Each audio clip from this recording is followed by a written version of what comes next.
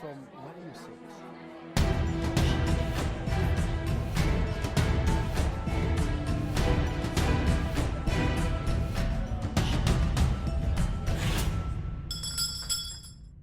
Welcome to another exciting episode of The Trading Bell. My name is Maalika, Kazia, and today we're talking all about M-Akiba, the retail bond that you need to make sure you have a piece of. Well, before we get right into that conversation with Geoffrey Odundo, the Chief Executive of the Nairobi Securities Exchange, take a look at his profile.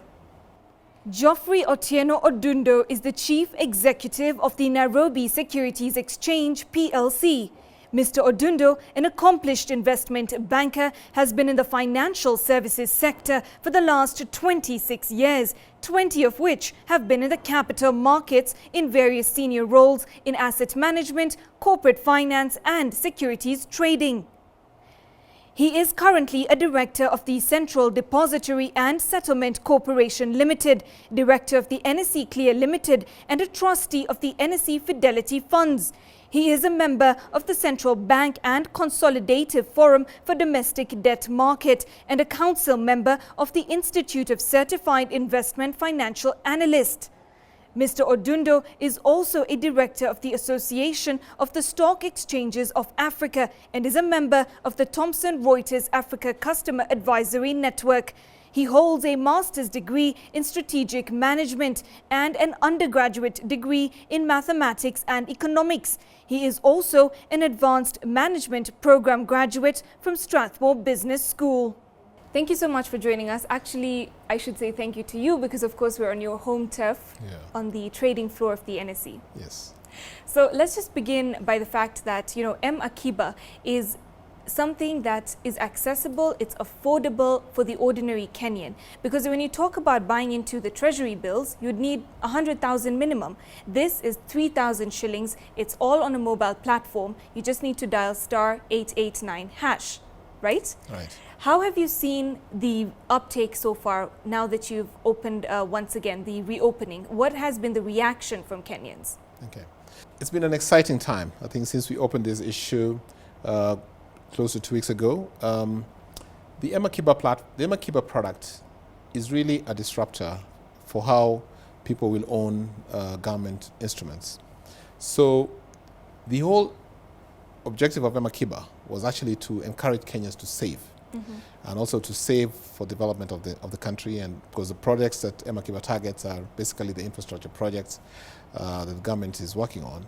And in order for us to make it a lot easier, we had to come up with a product that enables Kenyans access it easily, understand it easily, and make it very, very feasible for them to really buy and sell them at using a very easy mechanism. So we had 2 initial launches. We started with a pilot in March 2017, which was highly successful. We did the second one in June 2017 again. But the challenge then is that there was a lot of, we were heading to an election and there was a bit of anxiety. And that, again, affected the uptake. But we did a lot of studies after that and looked at the key issues that happened, the challenges we faced, issues around knowledge of products, around marketing, and that then informed our decision to relaunch it 2 weeks ago. So far we are seeing a very, very good uptake. I must say that the numbers are promising. We are actually seeing an increased number of registration. We are seeing an increased number of actual buys. There's a lot of public education going on. This time we decided to really take a very targeted approach. So we used a lot of social media influencers because who are we targeting in M-Akiba? We're really targeting the Mwananchi. Yes. That's the target market, because we want that particular target market to really start understanding products like government bonds, capital market instruments, and the only way to do it is through a platform like this. So we decided to really go through a bottom of the line strategy in terms of targeted marketing, and so far the results are promising. The beauty with M-Akiba, it's a 24-hour product, so you do not have to wait for markets to open in the morning. You can actually buy it now, buy it at 1 a.m., buy it at 3 in the morning and 6, and buy it again tomorrow up to midnight. So it's really, I'm really excited and looking forward to a very strong close tomorrow. All right, so the period where the sale period was 25th March till 25th February till 8th March. Correct. Right? So 8th March midnight deadline. Yes. And that's as much as you can buy primary buying. Yeah. What happens after that? Can you still buy if you have missed that deadline? So if you miss the deadline, it now becomes a product traded on the exchange. Okay. So when you buy it on the exchange, then you're buying it with a certain amount of interest factored in, because once it goes into what you call a value date, which will happen on the 12th, interest starts accruing. So you have to wait for 12th, which is going to be a Monday, and that's the value date. And then now from then on, you'll be buying it with additional interest. And that's why it's important, if you don't want to incur that extra charge, to buy it at the primary level. So that is why we're seeing, and we are still carrying out a study to see the kind of uptick that we are seeing through. And that informs a lot of our final decisions that we can make tomorrow. But mine is just to say that this is a product that closes on a first come, first serve, because allocation is on the basis of application.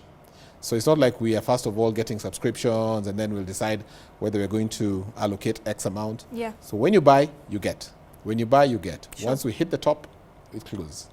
So it's a first come, first serve product. So that's why it's early birds actually catch. The worm. Yep. Okay, and this is quite a hefty price worm, I would say, because, you know, once you put in that 3,000, you can top up in denominations of 500 after that point. So if you've paid the initial 3,000 for the primary, then you're free to add as much post that, right? Yes, you are. Okay. Yeah. So in terms of the application amounts, of course, if you're going to use the USSD, which is not the USSD, but you're going to use the telecom channel, then we go up to the maximum 140,000 per day. So you have to buy it. If you top up and reach your 140, then the next day you can go up to another 140.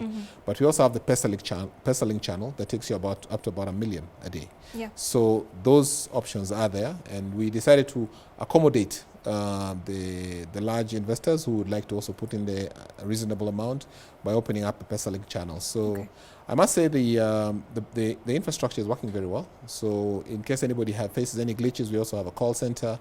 So there's a whole ecosystem that is functioning extremely well. Okay, and as you said, you've opened up the channel for those who want to invest bigger amounts as well. Yeah. But more so, you also wanted to give the ordinary Kenyan a chance to buy into this and to be able to benefit from it. Of course, we know that Treasury is planning to raise about 250 million shillings from this particular opening in these 18 months. Now, when you talk about an ordinary Kenyan, let's take Shiro, for instance, right? She graduated in 2016. She's working a job, you know, she's saving up her money. She's got that 3,000 initial payment done. She's topping up weekly, monthly, as much as she can. But if she has a dire situation, she probably has an emergency, can she remove that cash immediately? So the beauty of the M-Akiba, it's a product which has got a guaranteed exit. Okay. So if you have saved your money on the platform and you need to access your money, you actually can go and sell the bond. And when you sell the bond, you get credited immediately. Okay. So it has got a mechanism that allows you to sell to a guaranteed buyer and also to buy from a guaranteed seller. So it's a very, I would say, end-to-end solution. And it's you doing it yourself. So you don't have to call anybody to say how much do I sell it at. It auto computes. And that's the beauty with M-Akiba. It's got a guaranteed exit. When we developed this ecosystem, we had to really come up with that liquidity provider feature in the product to make it more attractive. So for Wanjiku, it's a very easy product. It's a product that's computed on principal and simple interests. So it's not a very difficult, sophisticated product for one to understand. So the exit is guaranteed. Okay, so and it's immediate, like you said. And it's you know, you don't have a lot of procedures if you have an emergency. So when you do that, you take back your principal as well as the interest accrued, everything. It does. Okay. It does. It computes for you. So assuming that you buy now and after say a month you want to access your money, it'll compute the interest for a month and give it back to you at that particular cost. So it's at with that particular interest component. So it's a very simple product to understand. Okay, and what I understand is that you get your interest every 6 months. Every 6 months. Right? So with this, you will get your interest 8th of April 2019? So we have, what we've done is that we have reopened an issue. So we had an issue that had been issued in the primary. Yes. M-Akiba 2. So this is what has been reopened. Okay. So we have targeted that the people buying now, in the next upcoming interest payment, you will actually qualify for that interest. So if they buy now, and this is now in February, or March rather, yes, which is a value date, so you've got March, April, May, June, July. When that interest is paid after 6 months, you qualify for it. And the diary has been synchronized to actually pay the coupon to you at the same time you're paying the initial investors. So that it will continue, upon maturity, it will mature also with the people who had invested the first time. Okay. Because we have reopened an existing issue. So as opposed to being a 3-year paper, this is more like a 1.5-year paper because it has been reopened halfway. And that was very, very, that was how we wanted to do it, so that it matures at the same time as the initial applicants, to make it a lot easier. So it's all synchronized in it's that very, sense. very synchronized. Okay. Yeah. And you know, the other thing that is interesting with M-Akiba is the fact that your ID card is central, right? Even when you register, that's the first thing you punch in and you're registered. So a lot of people have been asking, what about those in the diaspora? Is this something accessible for them as well? Yeah. So M-Akiba is accessible to Kenyans, whether in the diaspora or here, as long as you have an access to your local telco line, because that is the registration.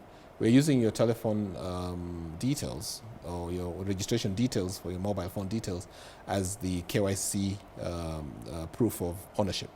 So if you have a Kenyan line, then you can actually buy it.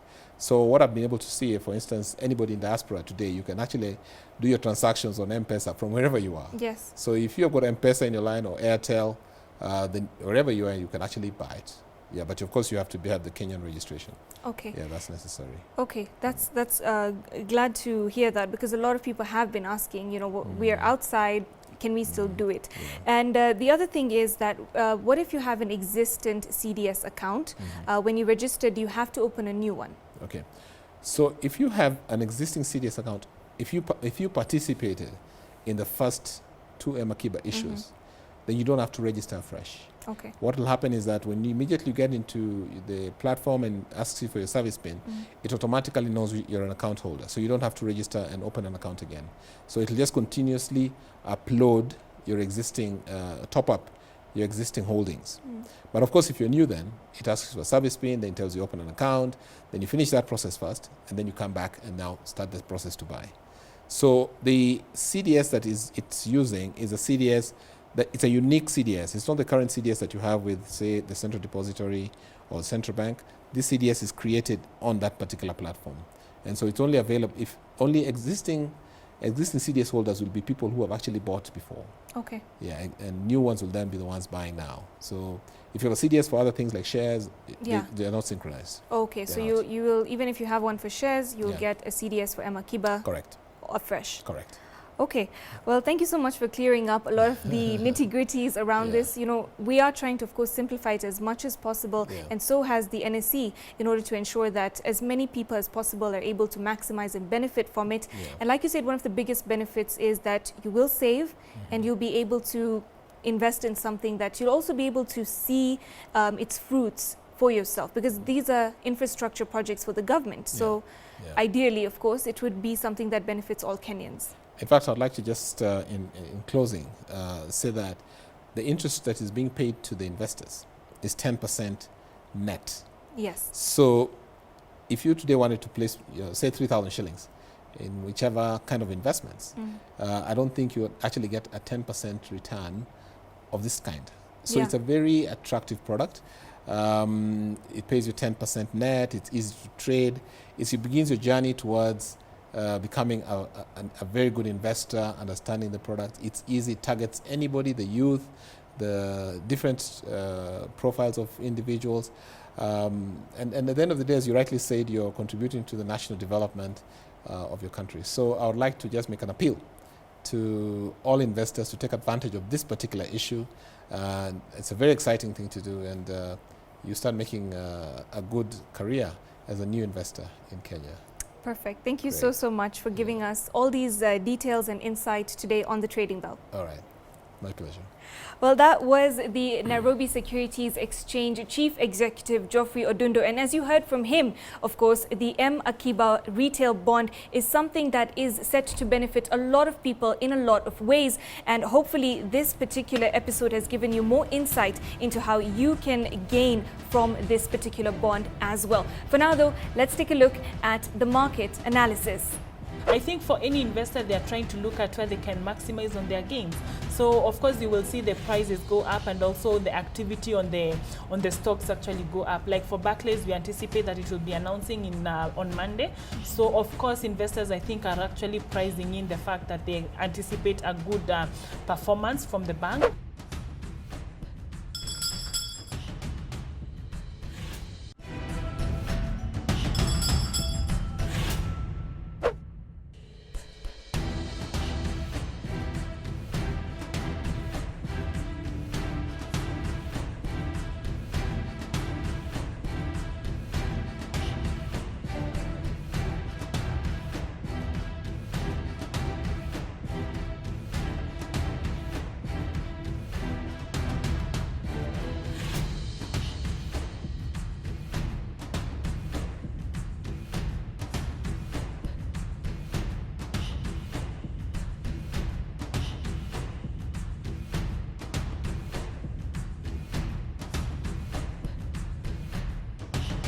Well, it's time now for the market analysis on Trading Bell. And joining me, of course, is our senior research analyst from Kingdom Securities Limited, that is Mercy Lynn Gatebi. She's going to break down some of the numbers that we've seen coming out of the NSE this week compared to last week, as well as something interesting happening with the Kenya shilling that has been noted this week. Thank you, Mercy Lynn. Glad to have you with us. Thank you so much to have me here. Fantastic. So let's begin with the fact that the Kenya shilling has risen to its strongest level since 2015. You know, later in the week, we did see it trading at about 99.75 shillings to the dollar. And there have been some who have said that traders are linking it to a drop in demand for imports. What do you have to say about that? Well, this is a trend that we have seen for the past, say, a couple of months, since February. Okay. And I think I would attribute this to the fact that we have seen robust diaspora remittances coming into the country. Secondly, this has also been supported by the fact that the earnings from our horticulture and tourism earnings have actually grown. They have been growing over time. So this has also rendered support to the shilling performance. But more so now, getting into March, I think this performance has actually been supported by the fact that there's a lot of interest coming in for the new paper that is on issue, the infrastructure bond paper. It's a 25-year paper which is tax exempt, and most of the times you will find that foreigners are actually attracted with such papers. So I think also the foreign inflows are coming into the country are really supporting the shilling. And also, of course, we have the central bank interventions which come in all through, which actually over the weeks, which also renders support to the shilling. Okay, so definitely a positive outlook for the shilling thus far. But now let's move on to our statistics there for the markets. We're seeing our movers once again, lots of banks, equity. We're seeing Barclays, Bank of Kenya. Of course, Equity Group Holdings did release their results this week, and we're anticipating Barclays to come soon. Cooperative Bank is also there in terms of the movers. Again, is this all related to the results release? Of course, this performance for the banks, this is the high, it's usually the peak season for banks' performance, because most of the times you'll find that investors are actually locking in low prices so that they can actually anticipate a dividend once banks announce a dividend. For example, if you look at KCB, which just recently announced, you will see that they actually reported an increase in the dividend as a 17% increase. I think for any investor, they are trying to look at where they can maximize on their gains. So of course, you will see the prices go up, and also also the activity on the stocks actually go up. Like for Barclays, we anticipate that it will be announcing on Monday. So of course, investors, I think, are actually pricing in the fact that they anticipate a good performance from the bank, but more so, like they might also announce a good dividend, which is for Barclays, it has been a good income earner for many investors over the years. Okay. Yeah. All right. Great. And moving on to the NSE 20 share index. It's gone back below that 3,000 line at 2,905.50 for this particular week. What do you think about it reaching that 3,000 peak above and now going back down? Do you think it's just minor fluctuation? We'll get back to that in a bit, or is it perhaps not going to hit that peak once again very soon? Well, I think I will say this could be just a minor shock, because for the longest time, I think we have seen the index above 3,000. And so far, the kind of interest we have seen in the market has been mainly on the banks and Safaricom. So far, what we anticipate is that some of companies in the construction, which also form part of the index, might report poorer earnings. So definitely this could give some shock to the index. So going forward, I think for me, I'm looking at a psychological position of about 3,000 points and above. Okay. Yeah. And now to our top gainers, we are seeing EA Portland Cement up there. Of course, they also released their results recently. And something interesting that you did note about that being one of the gainers. Well, for Portland, mainly I wouldn't support it by any fundamental analysis so far, as much as they have already announced their half-year results, which they also happened to declare a profit warning. But more so, I think for Portland, mainly this activity or the gain could have been attributed to a very thin volume of trades, or rather a very thin volume of shares being traded over the week. So definitely we are yet to see what the CS is about to do, because they say they're actually reorganizing East Africa Portland. They are trying to see how to change their strategy so that they can actually come back into the profits. But that is in the offing. I mean, that is not anything short-term to go by. So I think investors are just trying to speculate on the stock. Okay, so it's certainly been one of those companies that has had troubled times and the bailout and, you know, back and forth. So we'll see how that one goes. But thank you, Mercy Lynn, for breaking those down for us. For now, though, it's time for Markets 101.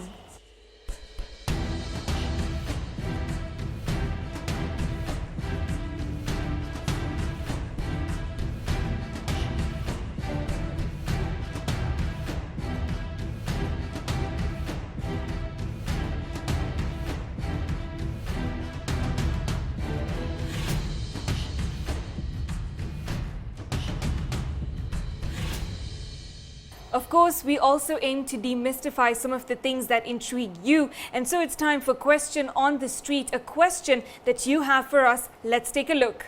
Okay, my name is Peter Kenyanjui, and I would like to ask, what is a green bond? Thank you, Peter, for that good question. I think it's one of the most deep questions that probably the BOUS has experienced so far.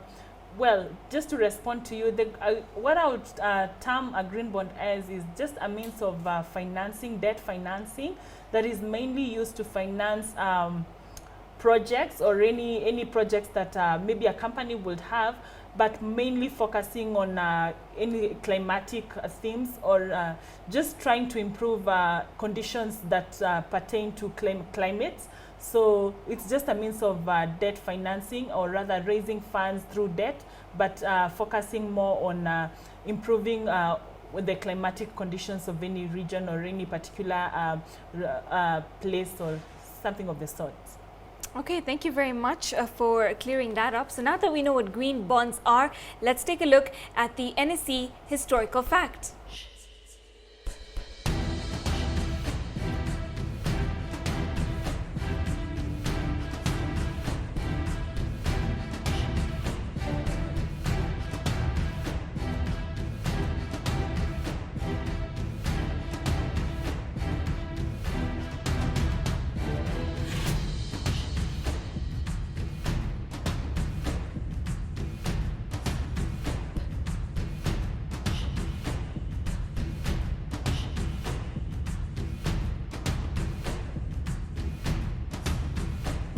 Well, that was the NSE historical fact. On that note, of course, I do want to thank our senior research analyst, Mercy for joining us on the Trading Bell. On that note, I do want to wish you a happy International Women's Day, because of course that's what we're celebrating this week. Thank you. Thank you so much. All right. Well, that's it for the Trading Bell. It was, of course, very interesting to have the Chief Executive of the NSE, Geoffrey Odundo, earlier on breaking down the M-Akiba bond for us as well. And Mercy Lynn telling us more about the numbers and statistics coming out of the NSE. For now, that's all we have for this episode of the Trading Bell. I'll catch you next time. And do stay up to date with us on our social media handles appearing on your screen. Until next time, my name is Maalika Kazia.